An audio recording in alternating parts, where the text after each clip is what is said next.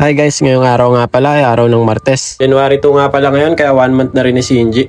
Si Saori at Seichi nga natutulog pa, si Mami Cherry ito gising na rin. Pagkabangon ko nga sila mama ito gising na rin at nag-aalmusal na. At pagkatapos nga nila kumain si Shinji naman pinaliguan na ng dalawang lola niya. Ang lakas kasi dumede kaya madalas din sumuka. Habang pinapaliguan nga nila si Shinji kami naman ni Mami Cherry yung kumain. Yung natira nga pala namin lechon niluto nila mama na paksiw. Tapos dinagdagan na rin ng lola ko, nagluto rin siya ng munggo.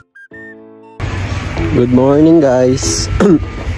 Bababa lang ang saglit papagawa ako si Shinji ng cake dito sa ilalim namin. Kasi ano na siya ngayon 1 month na siya ngayon. Sana bukas. Kasi baka mamaya sarado pa Ay bukas. Tara, pasok na.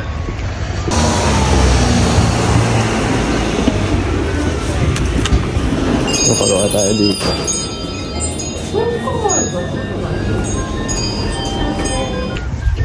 Yun, nakapagpagawa na tayo. Tapos mamaya babalikan natin. Mga alas 12 sinabi ko.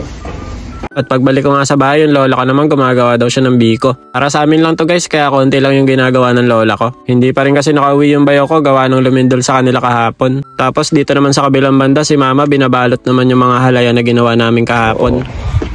Kuhanin na natin yung cake. Ako na sana magbabayad ng cake kaso inabutan ako ng ate ko tsaka ng bayo ko ng pambayad ng cake. Sila na nga daw muna bahala sa cake habang nandito sila sa amin sa bahay. Yung pinagpagawaan ko pala ng cake, ito yung nasa ilalim ng apartment namin. Ang galing, 'di ba? Hindi ka nalalayo para bumili ng cake. Dito pa lang sa ilalim ng apartment namin, meron na kami nabibilan. Fast forward nga, nandito na ako sa bahay. Nagmerienda naman ako na itong cake na natira namin nung New Year. Ubi makapuno nga pala yung flavor nito, na order lang din ni mama sa online. Kaya nung New Year, sa sobrang dami naming handa, hindi na rin namin masyado nakain yung cake. Kaya hanggang ngayon, at rest na, nandito pa rin sa rep namin. Si Seichi naman ito, kasabay ko, kumakain naman siya ng kanin. May ulam naman kami kaso ayaw niya mag-ulam, gusto niya yung plain na kanin lang. Kayo guys, kamusta yung handaan nyo nung New Year? Sigurado ako marami pa kayo natitira dyan Pagkatapos nga namin kumain ni Seichi, mga bandang alas 2 nga, pinaliguan ko na rin siya. Katapos kasi niyang kumain, biglang nadumi, ayun, sumabog sa pantalon niya, kaya narekta ligo ko na. Ngik!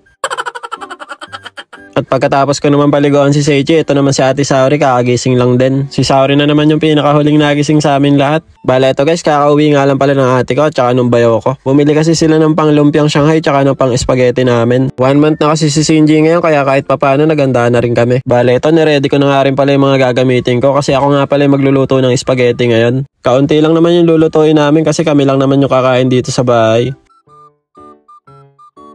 Bale, ito nag-isa nga lang pala ako ng bawang sibuyas, tapos nilagay ko na yung giniling, tapos yung sausage. Tapos gumamit lang din kami ng 4 na spaghetti sauce, tapos nilagyan ko lang din ng konting ketchup. Bale, ito guys, fast forward at natapos na rin tayo gumawa ng spaghetti sauce. Para mamaya pagkakain na kami, pasta na lang yung lulutuin namin. At pagkaluto ko naman ng spaghetti, si mama naman ito, nire-ready niya yung panggawa namin ng lumpiang Shanghai. Ito na rin kasi yung hapunan namin ngayong gabi. Si Shinji naman ito, tulalan-tulala sa lola niya, kala mo talaga nakikipag-usap na. Pero parang nakakaaninag na siya guys at nakakarinig na din. Mga bandang alas 5 naman si Saori, ito pinaliguan na rin ng tita niya.